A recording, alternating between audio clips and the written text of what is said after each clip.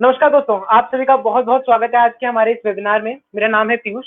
जैसे कि हर हर हफ्ते हम सैटरडे को ये वेबिनार करते हैं और स्पेसिफिक हम इस वेबिनार में चर्चा करते हैं बिहार की भाषा की, बिहार की कल्चर की, बिहार के जो इकोनॉमिक कंडीशंस है उनकी, और उन सभी पे हम चर्चा करके कुछ मुद्दों को बाहर निकालते हैं और उन पे चर्चा करके उनके सॉल्यूशन निकालते हैं। आज ऐसे ही हम बिहार पे स्पेसिफिक बात करेंगे मिथिला समाज की। मिथिला समाज, जैसे कि हम जानते हैं कि पिछली बार जब रोशन जी से हमारी बात हुई तो रोशन जी ने हमें बताया कि किस तरीके से बिहार के कई अलग अलग सोशल इकोनॉमिक स्ट्रक्चर थे जिसके अंदर मिथिला समाज और ऐसे अंगी समाज से और भी समाज आते हैं। तो आज स्पेसिफिक हम बात करेंगे मिथिला समाज के ऊपर। हमें एक बात इन सभी चीजों में बहुत समझनी जरूरी होगी। किसी भी समाज का जो कल्चर है या जो उनकी भाषा है या उनकी जो अंदर की चित शक्ति है वो हमें मजबूत करने की बहुत जरूरत है। किसी भी समाज की अगर वो शक्ति, वो अंदर का नींव अगर स्ट्रांग नहीं है, अगर वो टफ नहीं है, तो समाज को खड़ा करने में दिक्कतें आ सकती हैं। तो ऐसे ही हम समाज को आगे बढ़ाने के लिए आज हम जुड़ेंगे रोशन जी से। आप रोशन जी, आपका बहुत बहुत स्वागत है आज हमारे इस कार्यक्रम में। नमस्कार। तो रोशन जी, जैसे कि आपने पिछली बार हमसे काफी काफी चीजें डिटेल में आपने हमें बताई कि हिस्ट्री क्या थी, यहाँ की मेडिवल पीरियड के बारे में आपने बताया हमें। आपने हमें मॉडर्न हिस्ट्री बताई, जो बिहार की मॉडर्न हिस्ट्री है। अ, अगर अगर हम स्पेसिफिक आज जैसे कि हम बात कर रहे हैं मिथिला समाज की, तो इसके ऊपर एक हमें ब्रीफ आइडिया एक बार दीजिए कि मिथिला समाज में कौन कौन सी चीजें आती है, क्या चीजों के ऊपर हम बात करेंगे आज। एक्चुअली में सबसे पहले हमें मिथिला के ज्योग्राफी के बारे में बात करनी चाहिए। फिर मिथिला का जो एंशियंट जो उसका हिस्ट्री है जो कि काफ़ी अनोखा है और भारत की जगह से। उसके बाद आज हम सोच रहे हैं कि थोड़ा सा, क्योंकि भाषा के ऊपर पहली बार पिछले एपिसोड में बात हुई थी मिथिला के भाषा के ऊपर, तो इस बार हम जो है थोड़ा साहित्य के ऊपर अवश्य चर्चा करेंगे, लिटरेचर के ऊपर। जी जी। तो जैसे कि हमने पिछली बार भी इस चीज पे हमने डिस्कस किया था, हमने ज्यादा इन डेप्थ नहीं गए थे, हमने ब्रीफ में किया था कि कैसे कैसे बिहार के अलग अलग समाज है बिहार के अंदर, और उसमें एक मिथिला समाज है। तो अगर आप एक बार हमें ज्योग्राफिकली समझाएं कि मिथिला समाज के अंदर ज्योग्राफिकली हम किस किस एरिया को कवर करते हैं या हम उसमें क्या क्या चीजें इंक्लूड करते हैं। जो जोग्राफिकल और फिजिकल फीचर्स हैं, तो अगर हम देखा जाए तो बाउंड्री उसकी जो मिथिला की है उसको इस तरह डिस्क्राइब कर सकते हैं कि उसके उत्तर में हिमालय है, दक्षिण में गंगा नदी है, पश्चिम में नारायणी गंडक है और पूरब में उसके कोशी है। तो ये मोटा मोटी मिथिला का जो है एक जोग्राफी है। तो यहाँ देखा जाए तो एक तरफ हिमालय है जो कि कहा जाता है कि दुनिया की भारत का जो है मुकुट है, और दूसरी तरफ देखते हैं तो तीन नदियां हैं, गंगा, बूढ़ी गंडक और आपका कोशी। और ये तीनों नदियां जो हैं ये ये वर्ष भर बहती है, मतलब ये पूरी सालों भर इनमें पानी रहता है। तो अगर देखा जाए, अगर कहीं भी हम कोई भी कल्चर है, कोई भी सोसाइटी कहीं खड़ी होती है, तो वहां पे एक बहुत इंपॉर्टेंट पॉइंट होता है कि वहां पे पानी अवेलेबल है कि नहीं। तो अगर देखा जाए तो इस वजह से जो ये कल्चर है, जो ये पूरा एरिया सेट हुआ है, वो इसी वजह से हुआ है क्या कि जो यहाँ पे इतनी नदियां हैं, इस वजह से लोग यहाँ ज्यादा रह पाए, और जो भी हिस्ट्री के अकॉर्डिंग वहां पे लोग रह। हाँ एक्चुअली में कि ये क्या है कि जहाँ नदियों के साथ सभ्यता जुड़ती है, तो नदियों के साथ जो सभ्यता जुड़ती है उसमें एक विशेष योगदान ये है कि गंगा जो है वो है एक दक्षिण में, तो जो गंगा के साथ एक संस्कृति आई वो है। दूसरी आप कोसी देखिए, तो कोसी है, बहुत फर्टाइल लैंड है कोसी के वजह से, और तीसरा गंडक। तो इस तरह से हम देखें कि तीन नदियां होने से वो अपने अपने साथ एक संस्कृति लेके आई। तो इस वजह से ये माना जाता है कि भारत में अगर कोई स्थान है जहाँ पर कि लोग स्वभाव से ही इंटेलेक्चुअल होते हैं और साथ में धार्मिक होते हैं, तो वो मुझे लगता है कि मिथिला नंबर 1 भारत में। इस वजह से मिथिला को हम टॉप ग्रेड में रखेंगे।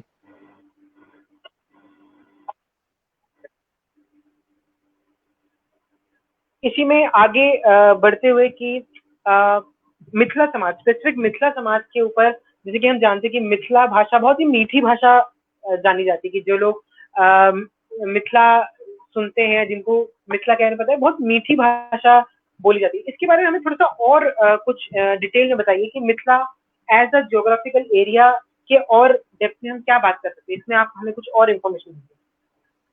हाँ, मिथिला को अगर मिथिला के कल्चर को समझने के लिए थोड़ा मिथिला के इतिहास को जानना बहुत जरूरी है। तो मिथिला का इतिहास जो है कि जो इसका इतिहास है वो बहुत ही प्राचीन इतिहास है। माना जाता है कि मिथिला का इतिहास 6000 साल पुराना है। मतलब कि ये समझिए आपकी हड़प्पा संस्कृति के समय का इतिहास है। तो इसके ऊपर मैं चर्चा थोड़ा सा करता हूँ, जो कि थोड़ा जरूरी भी है और थोड़ा सा डिस्कशन आगे बढ़ाया जाए। जो जी। मिथिला का जो इतिहास है वो 6000 साल पुराना है। और मिथिला में आर्य, आस्ट्रिक और मंगोल तीनों जातियों के लोग रहते हैं। परंतु देखा जाए तो आर्य आस्ट्रिक जो रेस है उसका जो रक्त प्रतिशत है, सॉरी, मंगोल आस्ट्रिक जो रक्त प्रतिशत है लोगों का, मतलब कि वो ज्यादा है आर्यों के मुकाबले। इस कारण देखते हैं कि हम ब्लैक कंप्लेशन लोगों की संख्या ज्यादा है वाइट कंप्लेशन लोग, फेयर कंप्लेशन लोगों से। एक बात ये है जो कल्चरली अगर जाए। दूसरा देखा जाए कि मिथिला जो है, मिथिला का जो तांत्रिक प्लेस है मिथिला, इसका मतलब क्या है, तांत्रिक प्लेस क्या है कि मिथिला, मिथिला तांत्रिक प्लेस है। तो इसका जो तांत्रिक का मतलब होता है, तो पहले तंत्र को जाना जाए। तंत्र होता क्या है? तंत्र मतलब क्या है कि स्पिरिचुअल प्रैक्टिस की जो है कि प्रैक्टिकल प्रोसेस है, जिसमें बाहरी आडंबर जो है वो नहीं रहते, जिसमें अंधविश्वास, छुआछूत ये और डॉगमा नहीं है, कर्मकांड नहीं है, ये प्योर स्पिरिचुअल प्रैक्टिस है। तो ये एक तंत्र है। इसी पे हम देखते हैं कि जो आगे फिर हम इतिहास में देखते हैं कि इस तांत्रिक इतिहास में कि यहाँ पर महिलाओं को बहुत अधिक राइट्स थे, जो कि वैदिक समाज में नहीं है। तो ये एक बहुत ही मुख्य बात है मिथिला के इतिहास की। उसके बाद हम मिथिला को में देखते हैं कि लगभग आज से 3500 वर्ष पहले आर्य लोग जो है बनारस तक माइग्रेट कर गए, और बहुत समय तक वो पूरब भारत में नहीं आए, क्योंकि उनको ये मालूम था कि पूरे पूरा भारत जो है वो तांत्रिक प्लेस है। और उसके आगे उन्होंने डिक्लेयर किया कि बनारस के बाद के क्षेत्र को उन्होंने जो है अनार्य क्षेत्र घोषित किया। और अपने ईर्ष्या के कारण उस पूरे क्षेत्र को जो है इम्प्योर माना, मतलब अशुद्ध माना। परंतु देखा जाए तो आगे आके एक आर्य राजा थे, जिनका नाम सेनापति थे, जिनका नाम मैथी है। उन्होंने बाद में आर्य मैथी जो है वो मिथिला में आते हैं, जिनके नाम से मिथिला नाम है मैथी। तो जब वो मिथिला में आते हैं और उन्होंने आर्य शासन स्थापित कर दिया मिथिला में, तो उसके बाद उन्होंने एक यज्ञ करवाया। उस यज्ञ का नाम है, एक यज्ञ करवाया जिस कि इस क्षेत्र को, इस भूमि को शुद्ध किया जाए, आर्यों के अनुसार शुद्ध किया जाए। तो उसके लिए जनरली ये आर्य लोग जो है सेक्रीफाइस करते थे, हवन करते थे, सेक्रीफाइस करते थे। तो उन्होंने भी एक सेक्रीफाइस किया, बहुत बड़ा सेक्रीफाइस का आयोजन किया, जिसमें उन्होंने 3 होताओं को बुलाया। 3 होताओं मतलब जो यज्ञ का जो सुपरवाइजर होता था उसको होता कहते हैं। तो वहाँ जनरली यज्ञों में एक होता होते थे जो सुपरवाइजर होते थे, पर उन्होंने उस यज्ञ को देखने के लिए, सुपरवाइज करने के लिए 3 होता बनाए, 3 होताओं को नियुक्त किया। इसके अतिरिक्त चारों वेदों के जो ज्ञानी हैं, जिसमें कि अथर्ववेद के ज्ञानी होते थे, जिनको ब्राह्मण कहा जाता था। यजुर्वेद के ज्ञानी को अध्वर्यु कहा जाता था। उसके बाद सामवेद के ज्ञानी को उद्घटक कहा जाता था, और ऋग्वेद के ज्ञानी को ऋत्विक कहा जाता था। तो इन सभी की को देखने के लिए होताओं की नियुक्ति होती थी। तो इन्होंने 3 होताओं को नियुक्त किया, जिस कारण इस क्षेत्र का नाम त्रिहुत भूमि पड़ गया। मतलब जहाँ पर 3 होताओं ने यज्ञ करवाया, और यही त्रिहुत भूमि आगे अपभ्रंश होते होते आज का त्रिहुत है। इसके बाद हम देखते हैं कि बहुत सालों तक जब आर्य लोग आए और वो तांत्रिक कल्चर से भी इन्फ्लुएंस हुए, और उन्होंने भी तांत्रिक कल्चर को रिस्पेक्ट किया और आगे तांत्रिक प्रैक्टिसेस को अपनाया, और साथ में थोड़ा वैदिक प्रैक्टिस को भी जारी रखा। तो वैदिक प्रैक्टिस में हम याज्ञवल्क्य को देखते हैं कि याज्ञवल्क्य हुए। याज्ञवल्क्य ने शतपथ ब्राह्मण की रचना की, और साथ में उस जमाने के वो वेदों के सबसे बड़े प्रकांड विद्वान माने जाते थे पूरे भारतवर्ष में। उसी के बाद देखते हैं ये जो मोनार्की, ये जो आपका राजतंत्र है, ये राजतंत्र लगभग उसके बाद 1000 सालों तक ये राजतंत्र रहा मिथिला में। उसके बाद हम देखते हैं कि मिथिला के लोगों ने आज से ईसा 700 पूर्व, मतलब आज से 2700 वर्ष पूर्व दुनिया में सबसे पहले रिपब्लिक की स्थापना की, मतलब गणतंत्र की स्थापना की, इस गणतंत्र की स्थापना की, जो कि वृजी संघ के नाम से जाना गया।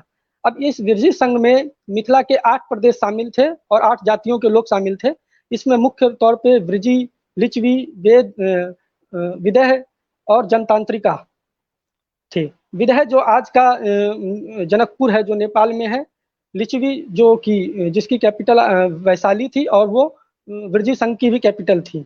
और लिच्छवी से ही भगवान गौतम बुद्ध की माँ त्रिशला संबंध रखती है, उनका संबंध था। और सेकंड बौद्धिस्ट काउंसिल जो है यहीं पर किया गया, वैशाली में। और जनात्रिका आज का कुंडल ग्राम है, जहां महावीर जैन जिनका संबंध है, वहां के राजकुमार महावीर जैन थे। आगे हम देखते हैं कि इस रिपब्लिक की खासियत क्या है। इस रिपब्लिक में पूरे इन 8 प्रदेशों से, 8 क्षेत्रों से एमिनेंट लोग चुन के आते थे, और वो विजी Gana Parishad, people council of विजी के को रिप्रेजेंट करते थे। और इनको इन जितने रिप्रेजेंटेटिव्स थे उनको गण मुखिया कहा जाता था। और इनकी कुल संख्या 7700 के आसपास थी, इन गण मुखियाओं की संख्या। और ये गण मुखिया आपस में वर्ष में एक बार बैठते थे और आपस में एक गण प्रमुख को चुनते थे, और साथ में उसकी एक एजुकेटिव काउंसिल होती थी 9 लोगों की, उनको चुनते थे, जिसमें मुख्य रूप से उप गण प्रमुख था, और महाबलाधिकृत जिसको प्रधान सेनापति, उसके बाद भंडाग्रिक था जिसको, जो कि चांसलर ऑफ एक्सचेकर थे। इस तरह से ये एजुकेटिव बॉडी थी। साथ में एक चीफ जस्टिस होता था जो न्याय प्रदान करे वो। अब ये जो साल में एक बार बैठते थे, वो एक असेंबली हॉल में बैठते थे, जैसे आज की संसद है। उस असेंबली हॉल को संस्थागारा कहा जाता है। ये संस्थागारा पारी वर्ड है, जिसका मतलब है, जिसमें संस्था जो है वो संस्था जो है संस्कृत की संस्था से है, और गारा मतलब house. It means it was like parliament of today's parliament. तो इस तरह से हम देखते हैं कि लिच्छवी गणराज्य जो है वो है। तो वहां पर जो है प्रोसेस जो है पूरा का पूरा गणतांत्रिक है। और पूरे भारत में जो है उस समय जो है जितने भी जनपद थे, वृजी संघ के अलावा जो भारत में 15 जनपद थे, लगभग सब जगह मोनार्की सिस्टम थी, और यहाँ रिपब्लिक सिस्टम है।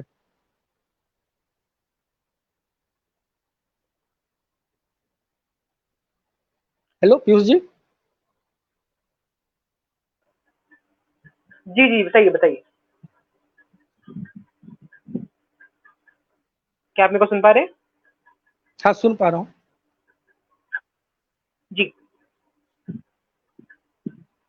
इसमें फिर जैसे कि आप बता रहे थे, इसी में थोड़ा सा हमें अगर हम थोड़ा और हिस्ट्री में जाएं कि जो वहाँ का कल्चर था, उस कल्चर के बारे में अगर आप हमें कुछ बता सकें कि वहाँ का जो रहन सहन था, या जिस टाइप के वो कम्युनिटी थी, उनकी अपनी जो कुछ जिसे बोलते हैं खासियत, उनकी अपनी कुछ खासियत या अपनी कोई चीजें थी जो उन्हीं के कल्चर में मिलती है, ऐसा कुछ अगर आप हमें इसमें बता सकें।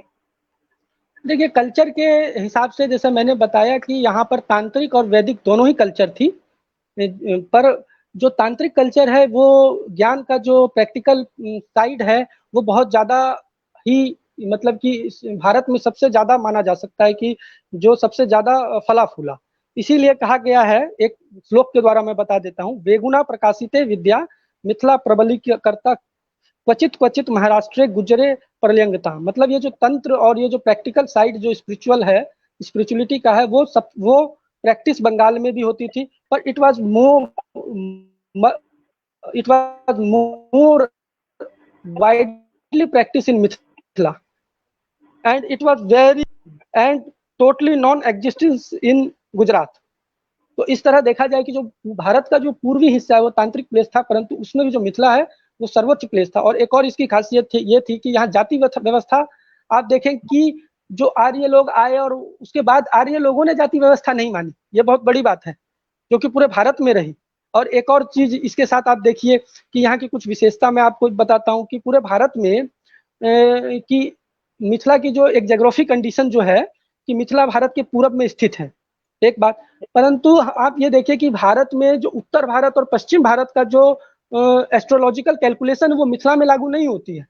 इसी कारण वहाँ का जो पंचांग है, इवन की जो पश्चिम भारत, उत्तर भारत और बनारस का भी पंचांग जो है मिथिला में नहीं चलता है, मिथिला का अपना पंचांग है।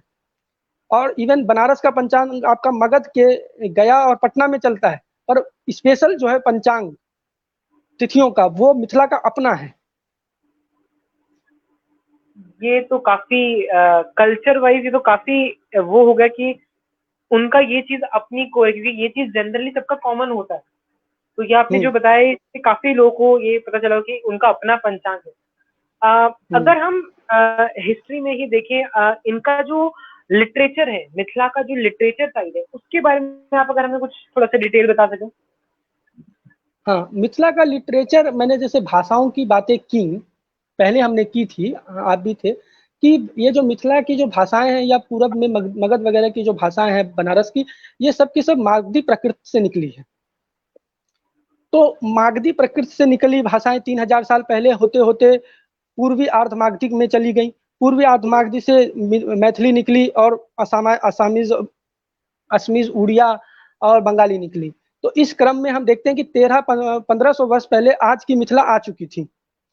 और इसकी जो साहित्य का माना जाता है कि इसका साहित्य भी कम से कम 900 साल पुराना, जो इनका जो डॉक्यूमेंटेड साहित्य है 900 साल पुराना है। तो 900 साल पुराना, लोग जनरली जो है विद्यापति को ही मानते हैं मिथिला में एक लिटरेचर का, कि हाँ विद्यापति बहुत नामी लिटरेचर है। और ये मेरे अंदाज से ये कबीर से जस्ट थोड़ा पहले है। परंतु मिथिला साहित्य का जो जनक है वो ज्योतिरीश्वर ठाकुर को माना जाता है। और उनकी वर्ण रत्नाकर जो है वो सबसे प्राचीन मिथिला भाषा का साहित्य है। और मिथिला भाषा में आप देखिए 85% शब्द जो है संस्कृत के हैं। तो अब हम इस वर्ण रत्नाकर से समझते हैं कि मिथिला, मतलब कि इस साहित्य को लेकर थोड़ा समझते हैं ये है क्या। वर्ण रत्नाकर जो साहित्य है वो गद्य फॉर्म में लिखा है, गद्य माने प्रोज फॉर्म में। उससे पहले उसके 1300 के आसपास या ये जो माना जाता है 12वीं सदी में लिखा गया। और 12वीं सदी में भारत में वर्ष मतलब कि पद में लिखा जाता था साहित्य। इवन की 1500-1600 ईस्वी में भी देखे कबीर, उसके बाद रैदास, उसके बाद हम तुलसीदास को भी देखे वो पद में लिख रहे हैं। जबकि मिथिला में 1200 ईस्वी में ही आप देखें एडी में ही गद्य साहित्य इंट्रोड्यूस हो गया। तो इस ये जो गद्य साहित्य इंट्रोड्यूस हुआ, जिसको जो कि ज्योतिषवर ठाकुर जी की रचित वर्ण रत्नाकर है वो रही। वर्ण रत्नाकर मध्य भारत की संस्कृति जीवन शैली को दिखाती है पूरे भारत की। अब इसको हम देखते हैं ये है क्या एक्चुअल में वर्ण रत्नाकर जो है, इस पूरे टेक्स्ट को 7 कलोलों में बांटा गया, मतलब भागों में बांटा गया। भागों का मतलब कलोल कहा गया है। इसमें देखते हैं कि इस 7 कलोल के बारे में देखते हैं। प्रथम कलोल जो है इसमें नगर वर्णा है, जिसमें रत्न, वस्त्र, वस्तु, द्युतगृह, वैध, ज्योतिष, नृत्य गीत आदि का वर्णन है। द्वितीय कलोल देखते हैं नायक वर्णा, इसमें श्रृंगार रस की सामग्री, नायक, नायिका, सखी आदि का वर्णन किया गया है, विस्तार पूर्वक वर्णन किया गया। तृतीय कलोल स्थान वर्णना, इसमें राजमहल के वर्णन के साथ साथ राज दरबार, राजा के दैनिक जीवन के बारे में बताया गया। चतुर्थ ऋतु वर्णा है। चतुर्थ कलोल जो है ऋतु वर्णा, इसमें 6 ऋतुओं के अतिरिक्त 64 कलाओं, 16 महादानों, वस्त्र, रत्न, वस्त्र, अभिषेक, ज्योतिर्विद, द्युत आदि का वर्णन किया गया। पंचम कलोल जो है प्रयाणक वर्णा है, जिसमें शिकार, वन, पहाड़, ऋषि आश्रम आदि का वर्णन किया गया। छठा कलोल जो है भटादी वर्णा है, इसमें काव्य, संगीत, नृत्य आदि का वर्णन किया गया है। सप्तम कलोल कला वर्णा है, इसमें शमशान भूमि, सागर, संगीत, तीर्थ स्थान, नदी आदि का वर्णन किया गया है। अष्टम कलोल में राजपुत्र कुल वर्णना है, इसमें आयुध, देश, राज्य, विवाह, अष्टनायिका, वर्ण, वानिक पुत्र, चोर, दुर्ग, वैध, भोजन आदि का वर्णन किया गया है। हेलो पीयूष जी। जी, तो इससे तो काफी मतलब अगर देखा जाए तो काफी जो लिटरेचर है वो काफी स्ट्रांग है। जो कल्चर वाइज हम देखे जाए, किसी भी कल्चर का लिटरेचर अगर स्ट्रांग होता है तो उसकी नींव ऑटोमेटिकली स्ट्रांग हो जाती है। तो ये देखा जाए तो मिथिला समाज एक बहुत ही लैंग्वेज के पॉइंट ऑफ व्यू से बहुत ही मजबूत समाज है। हाँ, क्योंकि इसमें क्या है जैसे कि हमने कि आज इसमें एक चीज है जो कि बताइए। गद्य भाषा जो है भारत में बहुत बाद में आई। गद्य तरीका जो है लेखन का जो जो प्रोज तरीका है, प्रोज फॉर्म है, वो भारत में बहुत बाद में इंट्रोड्यूस हुआ। मतलब आप समझ लीजिए कबीर, रैदास वगैरह, ये तुलसीदास तक जो कि विश्वेश्वर ठाकुर के बहुत बाद के लोग हैं। वहां भी जो देखिए आप 400-500 साल बाद इस लिटरेचर के जो है पद में लिख रहे हैं, प्रोज वर्ष में लिख रहे हैं लोग। तो इसका मतलब मिथिला 500-600 साल पहले, 700 साल पहले मिथिला ने जो चीज एडॉप्ट कर ली, वो पूरे भारत को एडॉप्ट करने में आप 600-700 साल लग गए, 800 साल लग गए कहीं कहीं। तो ये एक बहुत बड़ी उपलब्धि आप कहिए। जी बिल्कुल, और इतने समय पुराना कल्चर और इतना सॉलिड कल्चर की वजह से आज भी जो कल्चर है वो हर जगह फैल रहा है। अगर हम देखें कहीं भी अलग अलग जगहों पे ये कल्चर अभी भी बहुत स्ट्रांग है। जहाँ भी हम देखते हैं गैदरिंग होती है, लोग होते, तो एक ये हर कल्चर की एक इम्पोर्टेंस है कि उनको गौरवान्वित होना, फील होना चाहिए। वो एक फील होना चाहिए कि ये मेरा कल्चर है, ये कल्चर, जो भी कल्चर में हम है वो स्ट्रांग है। तो ये चीज काफी अच्छी तरह हम देखेंगे मिथिला समाज में है। हाँ, ये बात सही है। रोशनी जी, इस पे एक चीज बताइए, जैसे कि हमने अभी कवर किया जो यहाँ के फिजिकल फीचर्स हो गए, जो जियोग्राफिकल फीचर्स हो गए, हमने एंशियंट हिस्ट्री के ऊपर ही बात की, लिटरेचर के ऊपर ही बात करी। अगर आप इन सभी चीजों को अगर इन सभी चीजों में हमने अगर मान लीजिए कोई आपको लगता है कि अभी भी हमने कोई पॉइंट नहीं देखा या अभी हम किसी चीज से बात, तो आप अगर हमें कुछ बता पाए मिथिला के ऊपर। देखिए, मिथिला के ऊपर बात करने के लिए तो बहुत कुछ है, भाषा से लेके साहित्य तक। पर मुझे लगता है कि आज के, क्योंकि अभी क्या है, समय का भी अभाव है, तो ये चीजें विस्तार से ही बात करेंगे। अभी निरंजन जी से थोड़ा हम आगे मगध के विषय में बात करें, क्योंकि समय 9 हमारे पास 9 बजे तक का ही है। बिल्कुल बिल्कुल, समय की हमारे पास सबसे बड़ी व्यवस्था है। समय का लिमिटेशन की वजह से हर चीज के अंदर हम उतना डेप्थ से नहीं घुस पा रहे, पर इसमें हम इसी चीज को आगे कंटिन्यू रखेंगे और इस टाइप की चीजों के ऊपर डिस्कशन करते रहेंगे। तो अब हम स्वागत करते हैं निरंजन जी का। निरंजन जी, बहुत बहुत नमस्कार आपको। नमस्कार जी, अभी रोशनी जी आप बता दीजिए। हाँ, मैं बात करता हूँ। नमस्कार निरंजन जी, कैसे हैं आज आप? नमस्कार। अच्छा, हाँ, हम पिछली बार हमने मगध के इतिहास के ऊपर बात की, बात हुई आपसे हमारी, और हमने देखा पूरा मगध के इतिहास को, जरासंध से लेके और मॉडर्न बिहार तक की बात हमने की। इस विषय में हमने पहले जो है मगध के इतिहास पे बात की, और साथ में हमने मिथिला के और अंगिका लैंग्वेज पे बात की। तो इसी क्रम में हम देखते हैं कि जो मगध का लैंग्वेज जो हमने बात नहीं कर पाए हम उस विषय पे, तो आज हम निरंजन जी से मगध के लैंग्वेज के ऊपर और मगध के लैंग्वेज के ऊपर या साहित्य और इन चीजों पे बात करेंगे। नमस्कार निरंजन जी। जब हमने यह हमर बिहार कार्यक्रम प्रारंभ किया तो दर्शकों को और सभी लोग को वास्तव में यह बताने की हम कोशिश कर रहे हैं कि यह जो क्षेत्र है जो बिहार के आसपास है, जिसमें 4 समाज है, जिसमें हमने शुरू में भौगोलिक वर्गीकरण भी करने को थोड़ा उस पर हमने हिंट दिया कि यह वर्गीकरण है इसका। थोड़ा हमने बिहार की मोटा मोटी इतिहास बताया क्रोनोलॉजिकली, और थोड़ा हम इस बार भाषा के ऊपर, भाषा के इतिहास, कल्चर के ऊपर भी थोड़ा दृष्टिपात करने की कोशिश कर रहे हैं। इस क्रम में रोशन जी ने मगही भाषा साहित्य के ऊपर चर्चा की। और चूंकि कम समय में बहुत कुछ बोलना होता है तो हम बहुत डिटेल में नहीं जाते हैं, लेकिन हम एक ग्लिम्स दे रहे हैं कि देखिए यह जो एरिया है, यह जो क्षेत्र है जिसमें अभी मिथिला के बारे में बताया गया, तो इसका साहित्य कितना पुराना है, इसका भाषा के ऊपर भी और भी हम लोग चर्चा करेंगे। तो उसी क्रम में मैं जो है अभी मगध की भाषा, साहित्य, इसका इतिहास, इस पर थोड़ी चर्चा करूँगा। हमने अभी जब देखा मगध का इतिहास खोजने की कोशिश की, तो यह तो मालूम ही, हमने जब इतिहास की चर्चा की कि भारतवर्ष में बहुत समय तक, करीब अशोक के समय में जो मगध से जो शासन चला, वह देश के एक बड़े हिस्से पे अशोक का शासन रहा। और अशोक ने बुद्ध धर्म अपनाया था, और उनके द्वारा जो बौद्ध की उपदेश लिखे गए, बहुत सारी स्तंभों में लिखे गई, वो स्तंभ अभी भी बहुत जगह पे उपलब्ध है, करीब 15-20 जगह पर अभी भी उपलब्ध है। जैसे बिहार में एक लोरिया जगह है, वहाँ पे भी उपलब्ध है, और सारनाथ में भी उपलब्ध है। तो उसमें कुछ चीज़ें, उपदेश जो है टंकित है, चित्रित है। उस समय की जो भाषा थी वो निश्चित रूप से वह वही भाषा थी जो मगध की भाषा थी।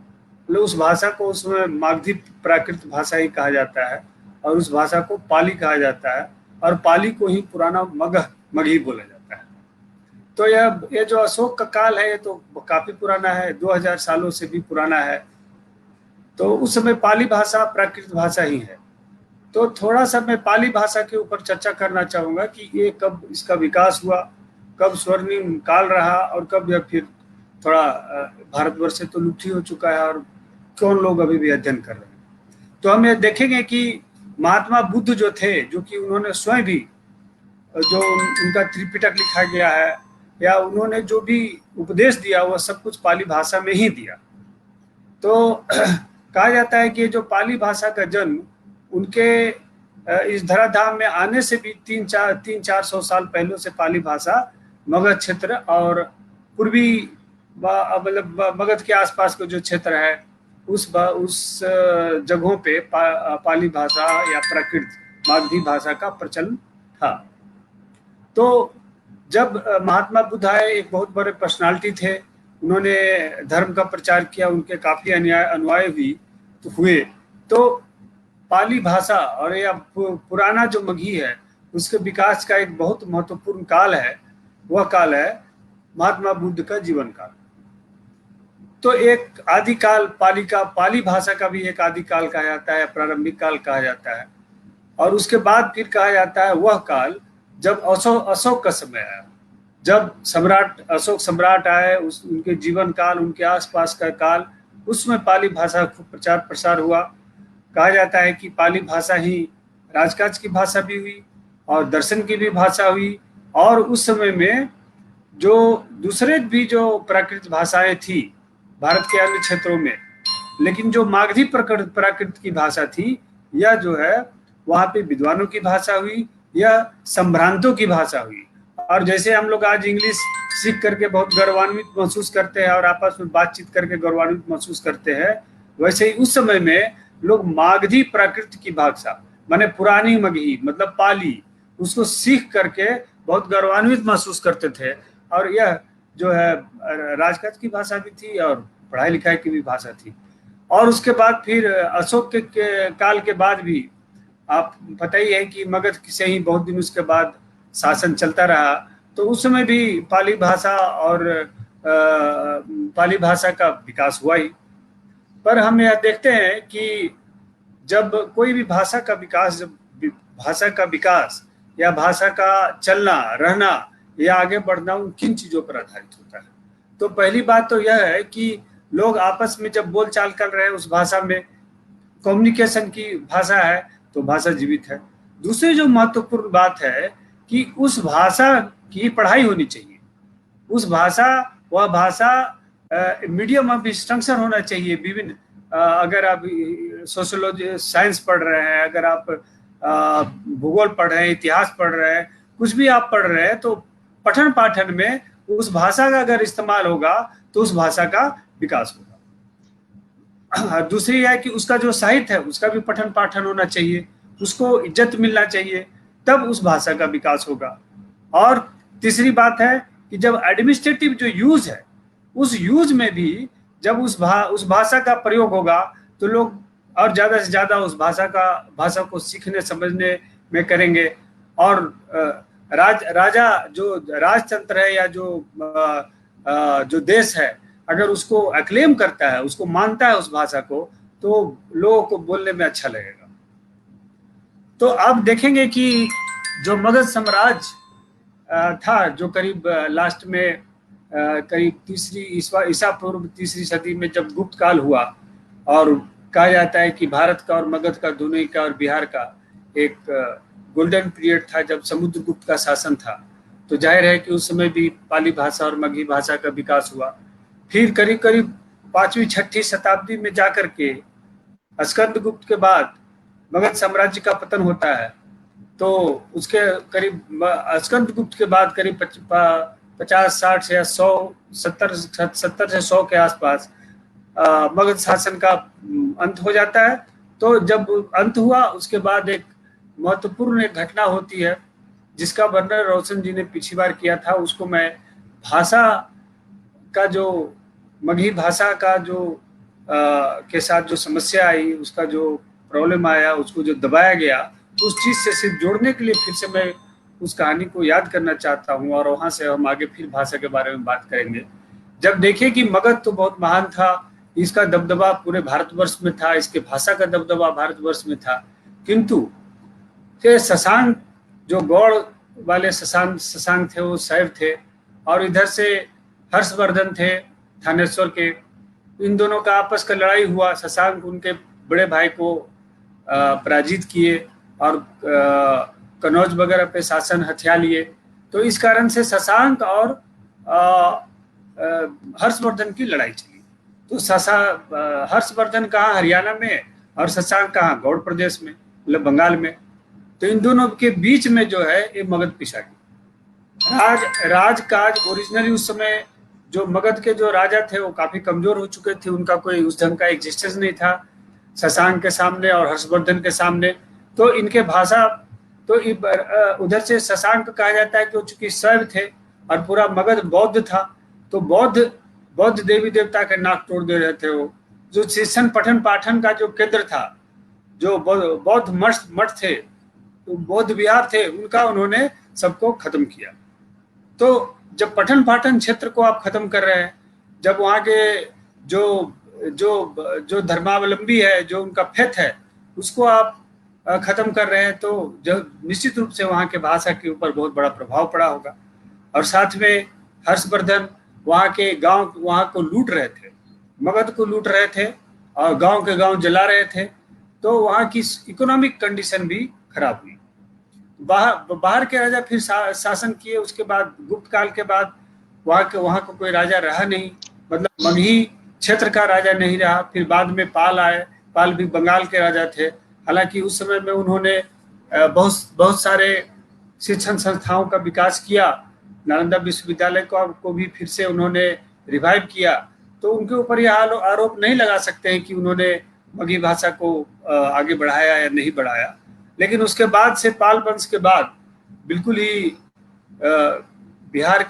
मगध का, बिहार का और आसपास के क्षेत्रों में सारे जो राजतंत्र का उनका पराभव हुआ और शासन मुख्यतः कन्नौज से चली, थानेश्वर से चली, मल्ल से चली।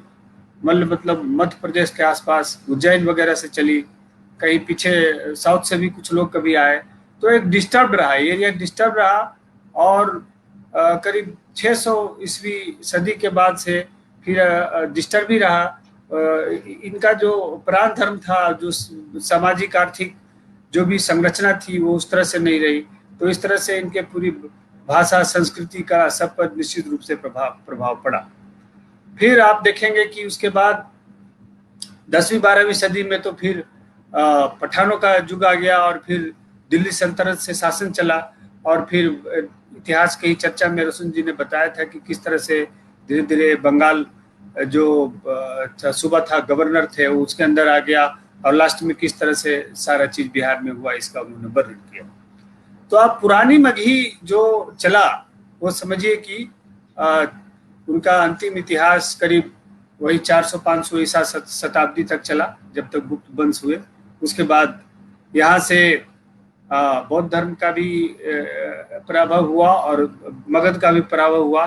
तो यहाँ से जो लोग बौद्ध धर्म को मानते थे, उन्होंने यहाँ से बहुत सारा ग्रंथ, पठन पाठन की सामग्री लंका ले गए, इंडोनेशिया ले गए, तिब्बत ले गए, और वहां पर पाली भाषा में उन लोगों ने, हालांकि स्क्रिप्ट उनका अपना रहा, लेकिन पाली भाषा का उन्होंने, पाली भाषा माने पुरानी मगही को जीवित रखा और अभी भी रखा हुआ है। और चूंकि जो पाली भाषा है उसको मूल रूप से जो बहुत सारे उनके साहित्य है, दार्शनिक साहित्य है, उनके जो धर्म से चीजें लुकी हुई, जो महात्मा बुद्ध ने बोला या महात्मा बुद्ध के बाद के अनुयायियों ने जो बोला, त्रिपिटक हुआ और बहुत सारे टीका टिप्पणी सब कुछ उनको लिख करके आज भी लंका, तिब्बत, इंडोनेशिया वगैरह में पाली भाषा का पढ़ाई होता है। हाल के वर्षों में जो पुराना पाली, उसका पढ़ाई फिर से बिहार के विभिन्न विश्वविद्यालयों में प्रारंभ किया गया। लेकिन आप देखेंगे कि जैसे कहा जाता है कि हर 1000 साल के बाद भाषा की संरचना थोड़ी बदल जाती है, तो आधुनिक जो मगही है यह थोड़ी, जो पाली है, उस पाली थी उस समय की, उससे थोड़ा सा डिफरेंट है, इसका सब कुछ है। लेकिन महत्वपूर्ण बात यह है कि ये जो मगही भाषा है, इसकी जो जड़ है ये बहुत पुरानी है। माने ईसा सन 700 ईस्वी पूर्व से यह भाषा प्रारंभ होती है और बड़े बड़े ग्रंथ लिखे गए, बड़े बड़े ज्ञान की चर्चा हुई इस भाषा में। इसलिए इस भाषा को कभी कभी जब हिंदी की सहोदर भाषा कह दी जाती है, कभी उपभाषा कह दी जाती है, कभी क्षेत्रीय भाषा कह दी जाती है, यह इस भाषा के प्रति एक बहुत बड़ा अत्याचार है, यह बहुत गलत बात है। इसमें हम थोड़ा सा अब चर्चा करना चाहें कि आज की जो मगही है उसके संबंध। तो आज की जो मगही है यह करीब करीब 8वीं शताब्दी से प्रारंभ होती है, 8वीं शताब्दी से करीब 13वीं शताब्दी तक चलती है, जिसमें सिद्धों की यह भाषा बोली जाती है। आदिकाल, आधुनिक मगही का आदिकाल कहा जाता है, जिसमें सिद्ध लोग शुद्ध सरह हुए, करीब 50, 60, 70 सिद्ध हुए, जो कि ये मगही प्राकृत भाषा में बहुत सारी दोहाओं का रचना किया।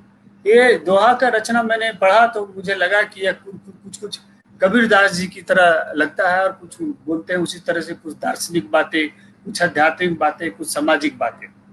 ये सिद्धों की जो भाषा है यह कुछ कबीरदास जी की तरह थी। तो आप देखेंगे कि उस समय में जो चूंकि सामाजिक परिवेश था, उस सामाजिक परिवेश में बहुत ही क्रांतिकारी इनका विचार था और बहुत ही दार्शनिक विचार था। इसलिए इनके साथ भी एक चीज हुआ कि अगर एक रचनाकार के रूप में, एक साहित्यकार के रूप में, कवि के रूप में इनको भी जो उस समय के राजा थे वो इस तरह से माने नहीं, तो इनका भी उस तरह से विकास नहीं हुआ जिस तरह से कि एक होना चाहिए कि जनता में ज्यादा से ज्यादा इस चीज को आगे बढ़ाए।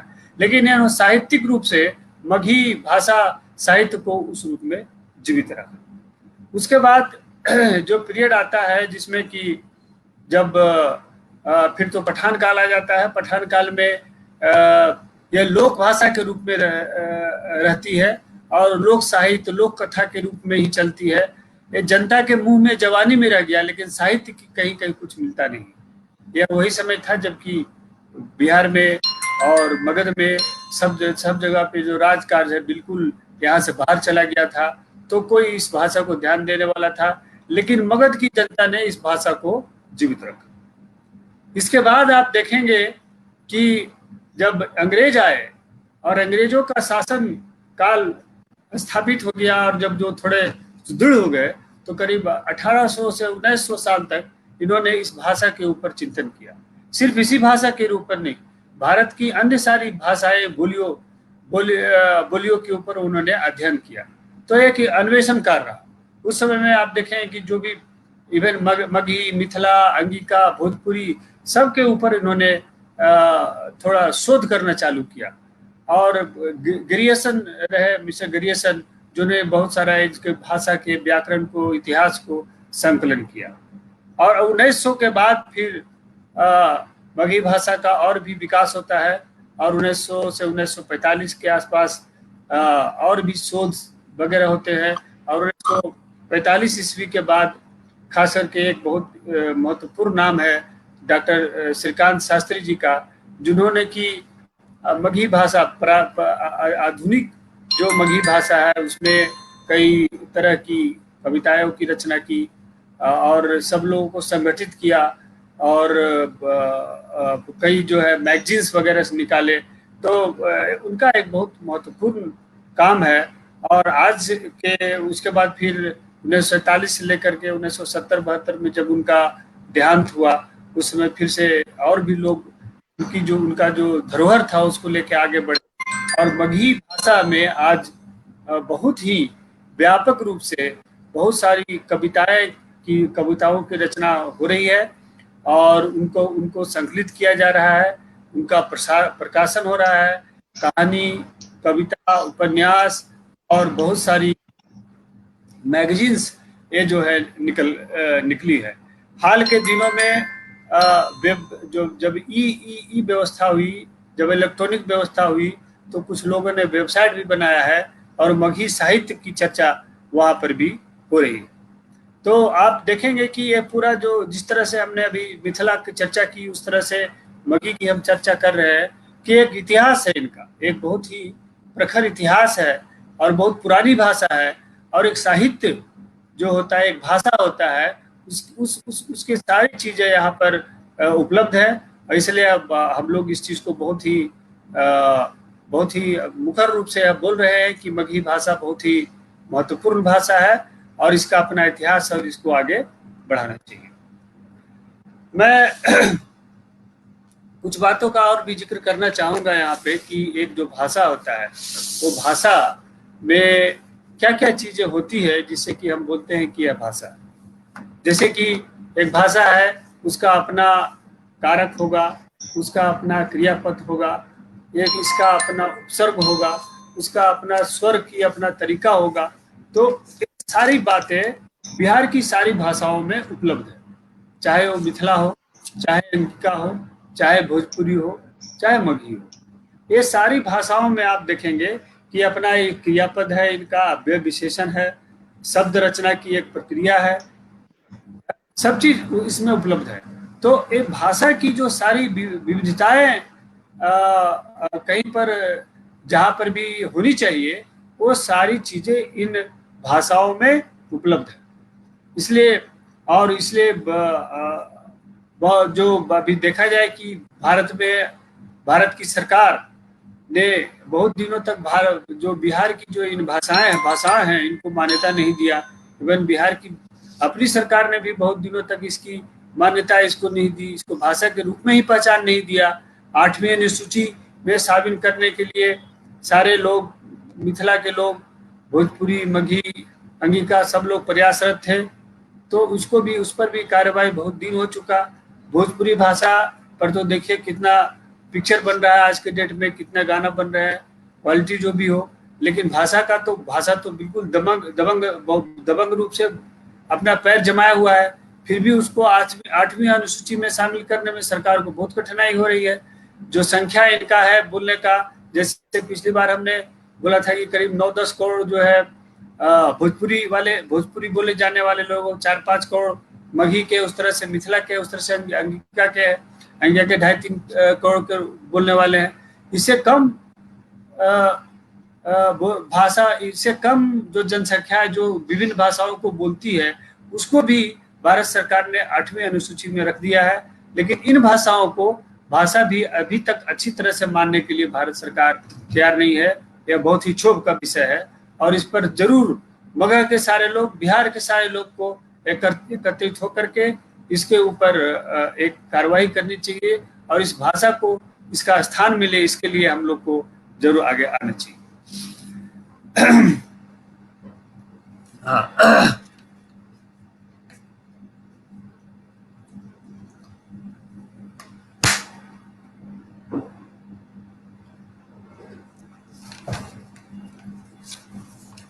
रोशन जी, आपने भी देखा होगा कि किस तरह से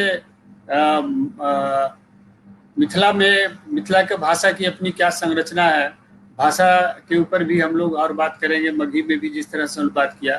तो एक विषय है, ये बहुत बड़ा विषय है कि जो बिहार की चारों जो भाषाएं हैं, इसके बारे में हम लोग जैसे चर्चा की कि इनका अपना इतिहास है और इनका भाषा विज्ञान के रूप में जो सारी चीज़ें उपलब्ध होनी चाहिए, सारा इसमें उपलब्ध है।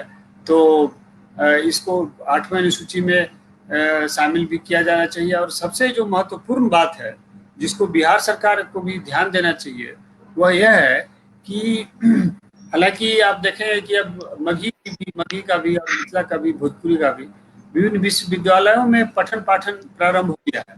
लेकिन मुख्य रूप से मैं ये कहूँगा निचले स्तर पर, प्राथमिक स्तर पर इन भाषाओं का पठन पाठन शायद अभी भी नहीं हुआ है। हाई स्कूल में पठन पाठन हुआ है कि नहीं, ये भी देखना पड़ेगा। और उससे भी महत्वपूर्ण बात है जो मैं एक कदम आगे बढ़ के बोलना चाहूँगा कि सिर्फ पठन पाठन से नहीं होगा, जैसे कि जो एडमिनिस्ट्रेटिव जो यूज है उसमें भी इन भाषाओं का इस्तेमाल होना चाहिए। कोर्ट में, कचहरी में, आज के डेट में जैसे कोई ऑफिस में काम कर रहा है और कोई आदमी एक एप्लीकेशन लिख दे मिथिला में या मगही में, तो लोग हंसेगा, लोग बोले अरे तुम क्या लिख दिया। तो इस तरह से होगा।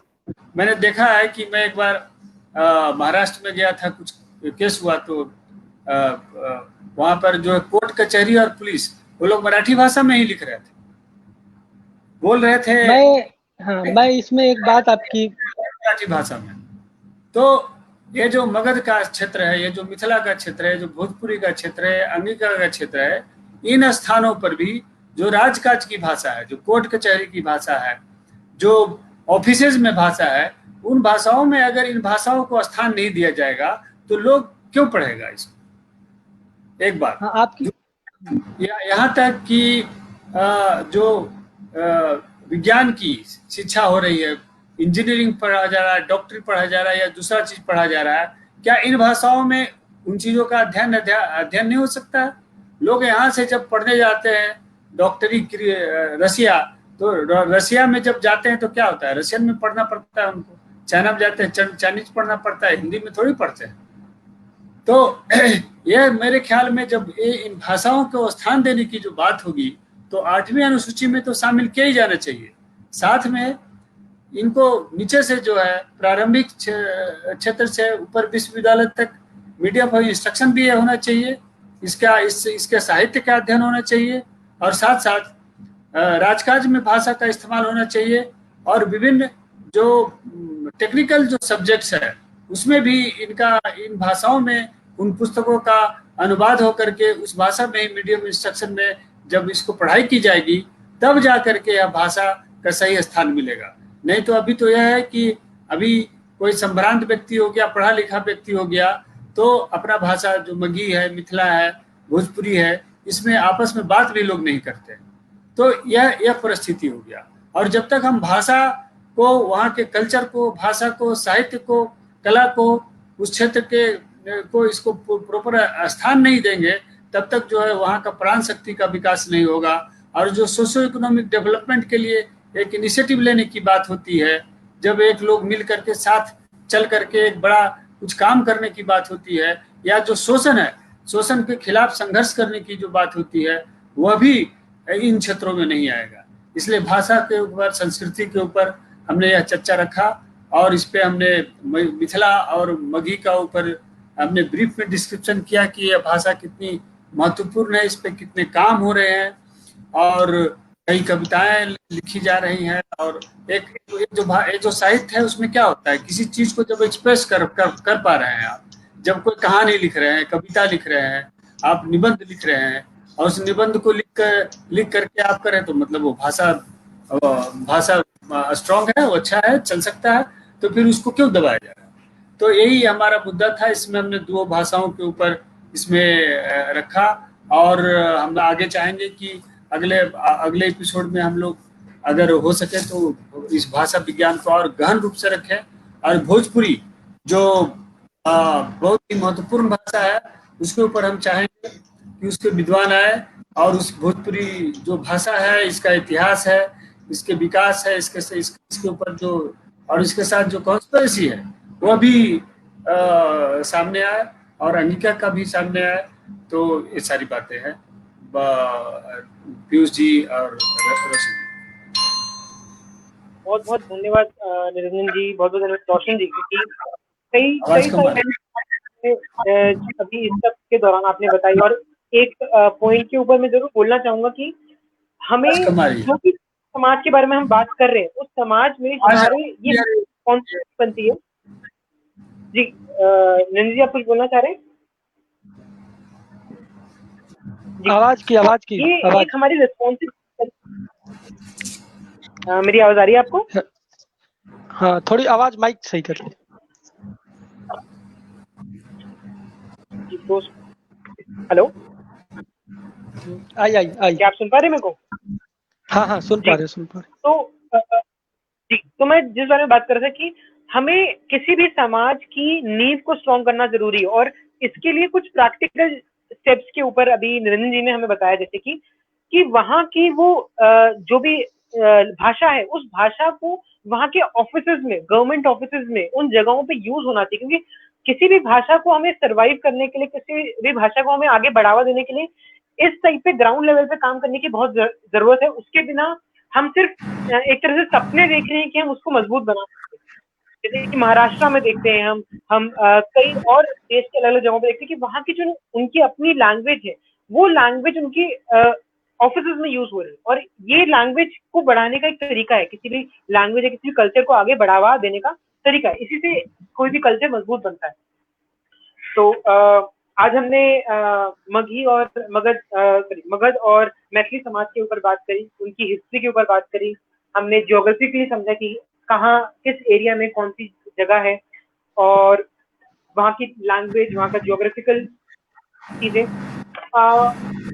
तरह के वेबिनार हम करते रहेंगे। आप हमें अपने सुझाव, अपने कमेंट हमें हमारे प्राउडिस्ट फोरम के पेज पे भी दे सकते हैं, जिससे कि हम उस पर्टिकुलर उन मुद्दों पर हम बात कर सके, उन मुद्दों पे हम चर्चा करें, और कुछ आखिरी में कंक्लूड करके हम आप तक जवाब ला सके कि हम क्या कर सकते हैं उस समाज को या उस कल्चर को आगे प्रमोट करने के लिए।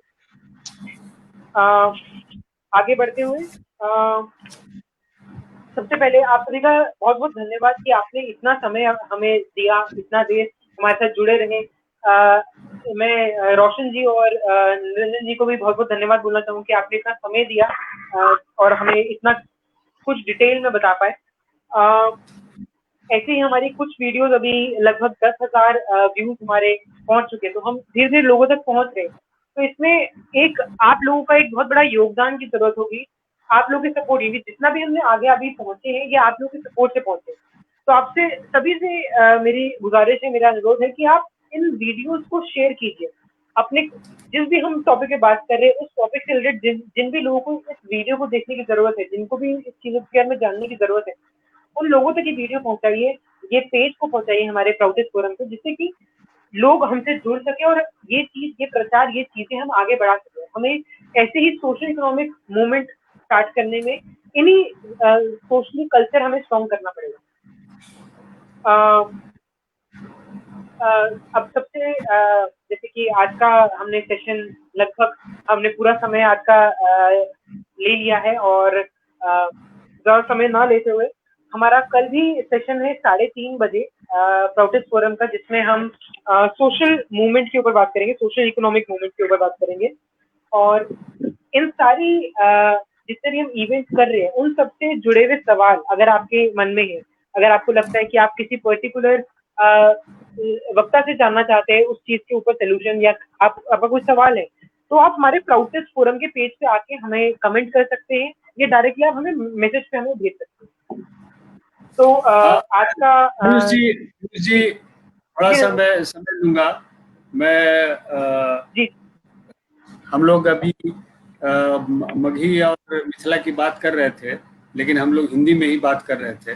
तो मैं फॉर चेंज एक कविता सुनाना चाहूँगा। मेरे पास बहुत सारे किताब हैं मगही की जो कि है उपलब्ध, उसमें से एक कविता सुना रहा हूँ मैं, कि ताकि पता चले कि मगही भाषा कितनी स्ट्रॉन्ग है। तो ये कविता है माँ के ऊपर और शीर्षक है माँ है, तो उसको मैं सुना चाहूँगा।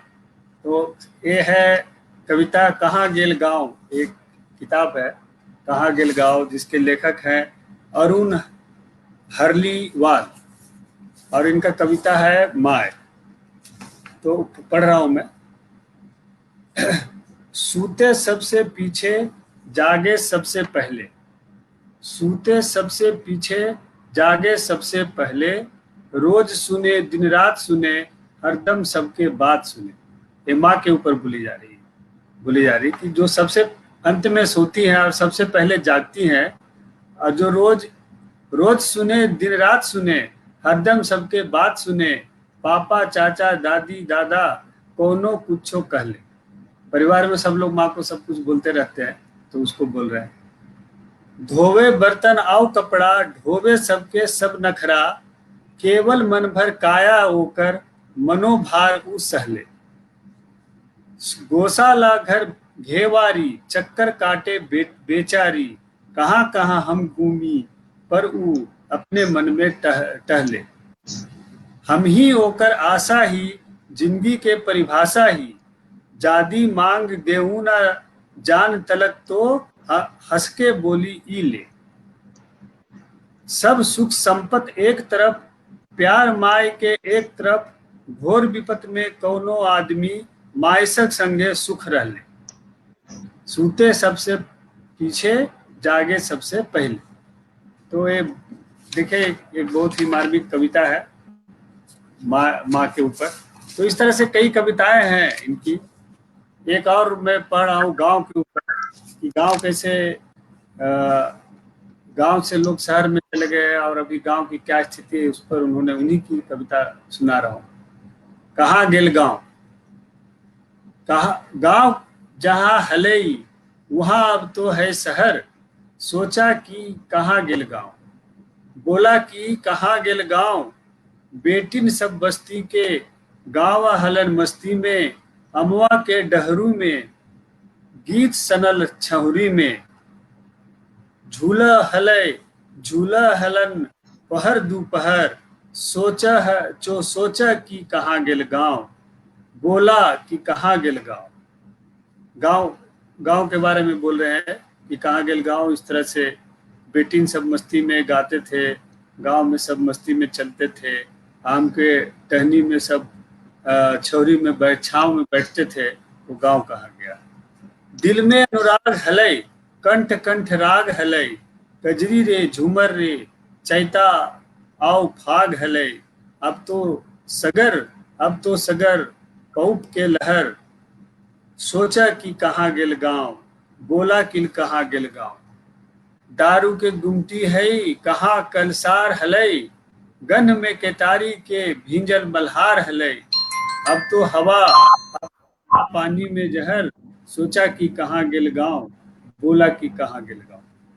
तो एक जो दो कविताएं मैं पढ़ा मैं कि कविता बहुत ही गद्य से भी बहुत अंदर की चीज होती है। तो कविता कही जा रही है इन भाषाओं में। उस तरह से जैसे कि तो मिथिला में भी विद्यापति जी का नाम आता है। उनका बहुत ही गहन दार्शनिक और आध्यात्मिक पोएम्स हम लोग भी पढ़े हैं बिहार में जब हम लोग पढ़ते थे। तो बहुत ही मैं इस सब बातें यही है कि बहुत महत्वपूर्ण इतिहास है, बहुत और गंभीर बात है कि इसको रिवाइव किया जाए। इसके ऊपर ही हम लोग चर्चा कर रहे थे। जी जी हाँ पीयूष जी। तो आज का हम सेशन यहीं पे काम देते हैं जी। मेरी आवाज आ रही है? जी जी हेलो, अनाउंसमेंट, कल का अनाउंसमेंट। क्या आप मेरे को सुन पा रहे हैं? हाँ सुन रहे हैं जी। तो कल हम 3:30 बजे कल हम वापस से मिलेंगे हमारे इसी प्राउटिस्ट फोरम के पेज पे, जिसमें हम बात करेंगे समाज और इकोनॉमिक्स के ऊपर। समाज में कैसे इकोनॉमिक का रोल है, और ये 3:30 बजे स्टार्ट होगा। और सोशल इकोनॉमिक मूवमेंट हमारा इस बार का टॉपिक रहेगा। तो आप सभी का बहुत बहुत धन्यवाद, और सभी वक्ताओं का, नीलम जी का, रोशन जी का, सभी का बहुत धन्यवाद आज के इस इवेंट को सुनाने के लिए। हाँ, कल का अनाउंसमेंट थोड़ा, कल का अनाउंसमेंट के बारे में थोड़ा और मैं बता दे रहा हूँ कि शुरू में इसमें 4 बुद्ध लोग आएंगे और चर्चा होगी समाज के ऊपर और सामाजिक आर्थिक जो समस्याएं उनके ऊपर और सामाजिक आर्थिक योजनाओं और इसके साथ साथ समाज आंदोलन के ऊपर चर्चा होगी। तो कल हम लोग फिर 3:30 बजे मिलेंगे और इस पर चर्चा करेंगे। आप सभी लोगों से अनुरोध है कि आप लोग फीडबैक दें। फोन नंबर भी सब जगह दिया जा रहा है, कुछ भी पूछना हो उससे पूछ सकते हैं फेसबुक पे, या हमारा ईमेल एड्रेस जो है उस पर भी आप लोग कांटेक्ट करिए, ताकि हम लोग इस प्रोग्राम को ज़्यादा से ज़्यादा और ज्ञानवर्धक बना सकें। धन्यवाद, नमस्कार।